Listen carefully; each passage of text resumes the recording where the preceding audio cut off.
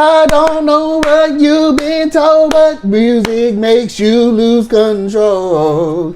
Yeah, shout out to Pentatonics, who they played that song Sing at the pageant. That song was hitting during the swimsuit section. Shout out to them.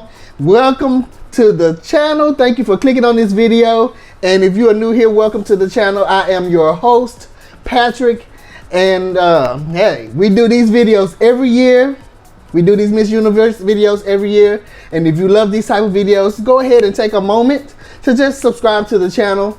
And go ahead and let all of YouTube know by clicking the like button that you like these types of videos, all right? This is basically my quick rundown of the show. We try to get this done pretty quickly. Let's take a look at it from the perspective of the predictions video that we actually released here on the channel. That was, I believe we released it on Saturday, which was right after the preliminary round. If you haven't seen that video, it's likely because we also noticed that YouTube kind of shadow banned us a little bit for a certain word that I used in that particular video. But that's all right, as long as they still allowed us to be able to post the video. We can let you know right now. You can just look at basically the previous video to this one, and you can check that out so that you can see what was discussed there and what was laid out, so that we can be all on the same page right now, all right?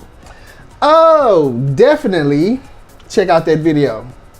Again, this is a review of the coronation night, which we're just going to kind of point out the results as they are based off of the top 20 predictions that we did, as I mentioned on the previous video. So we're trying to see if the winner of the competition actually was one of my top 21 picks.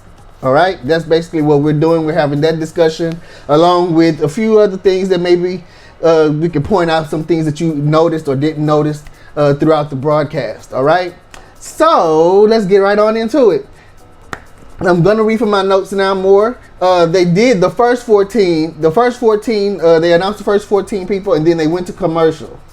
Out of those first 14 that they announced, actually 9 of those were my picks that I chose, okay? And then when they came back from the break, they finished off naming the top 21 by naming the final 7. And out of those 7, actually 4 of those were people that were on my top 21 picks. So that means out of the 21 that they named, 13 of those were actually people that I predicted would be there, which was actually 62% of the candidates that landed in the top 21. I actually predicted that on the previous video. Check it out. These were the ones that landed in the top 21 after they named the ones that they named. The ones that were on my list were Mexico, USA, Philippines, Colombia, Dominican Republic, Great Britain, India, Nicaragua, Peru, Puerto Rico, Indonesia, Costa Rica, and Jamaica. I really did like that they actually added those video clips for each of the women when they named them over into the top 21, and it kind of gave you actually that was like the first time that I noticed in the competition since the preliminaries that we actually were really able to kind of start hearing their voices and seeing a little bit more about them. I know that they do a lot of other things outside of the preliminaries and costume things, but I don't tend to try to watch a lot of that because I just want to see, when we come down to the wire of the actual competition, what is actually presented on when it's time for the competing to start. That's the main things that I'm really looking at, what gets presented on the broadcast. All right, so even though I figured that they were probably just adding those little video clips in there just to kind of stretch out the broadcast longer, just because maybe they were gonna cut something else shorter in the broadcast, like the times that they usually get to speak or whatever. And so I was like, okay, I like the video clips, but I kind of figured it was, to make up for something else. Now let's move on. When they got to the top 10, 7 of the top 10 were actually my top picks. And those were Mexico, Dominican Republic, India, Peru, Puerto Rico, Costa Rica, and Jamaica. I don't know. I think I like saying it. Jamaica. Anybody noticed that?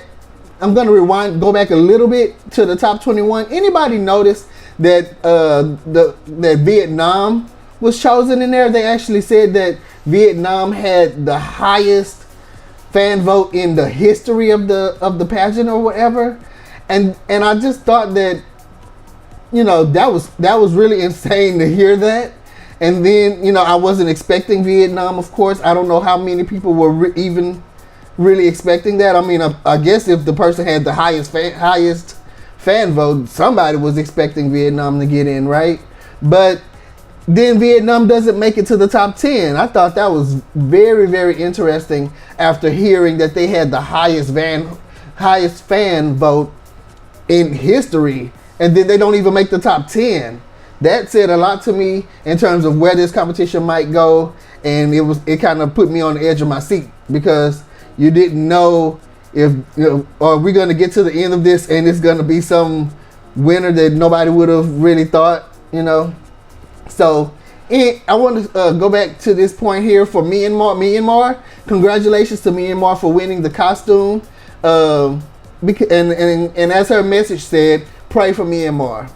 All right. If you didn't get to see my top 10 choices for the costumes, it's actually over on our Instagram channel, which was actually mentioned on the previous video as well. You can just look into the description section of this video, and you will see the link that will take you straight over to the Instagram account, and you can scroll down a few paces and you'll see my top 10 picks for the costumes.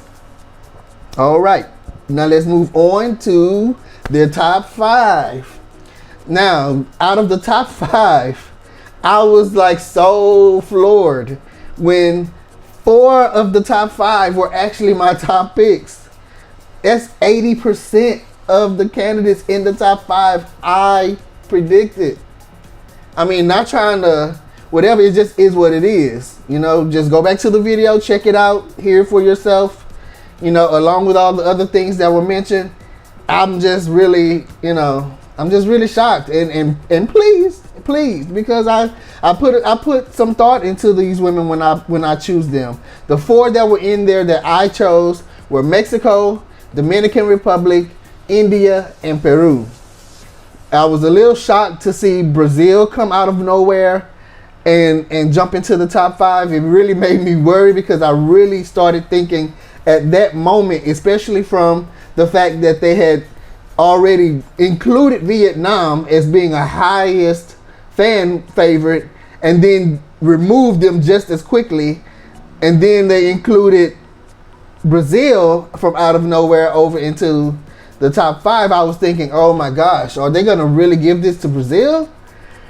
Woo, let's keep going. Okay, then we finally get to hear the ladies actually speak in the competition show. Overall, I actually feel like they did a great job, considering the questions that they were given were actually pretty hard. And I often wonder, why are they doing these types of questions actually with the candidates? Am I the only one wondering why they are giving questions to Miss Universe contestants as if they are about to go out and run for president of a country right after or something? Because those are totally questions that you would ask someone who is running to be a ruler of a country. And I just think that that's really weird. But considering all that, I think all the ladies did a decent job, considering that was really the first time we got a chance to hear them as well. Now, in terms of the speaking stuff, I really feel like when we get to the final word in these competitions, I really feel like that should have been a chance for the ladies to actually speak on whatever topic that is actually dear to their heart. Especially considering this year they didn't really speak much at all. They didn't even speak during their initial intro like they usually do for the preliminaries. So we got down to the end. I feel like they really could have at least just allowed the women to say, get 30 seconds to say whatever you want to say to the people. And I think that would have given all of them an even playing field to, really just speak on whatever's dear to their heart and what they expect to bring to the platform or whatever. You know, I think that would have been incredible to see I think all of them would have given some very emotional and epic speeches if they were allowed to just say whatever it was that they want to say. So, but I have to say though, after all the speaking, I actually was leaning more toward Peru or Dominican Republic. I really was. I was in terms of the way that they answered. I kind of started leaning more toward Peru and the Dominican Republic, and I'm definitely in the end. We're at the final now. They ended up with Mexico and Brazil, which had me nervous when they had Brazil up there, because like you heard what I just said about Brazil.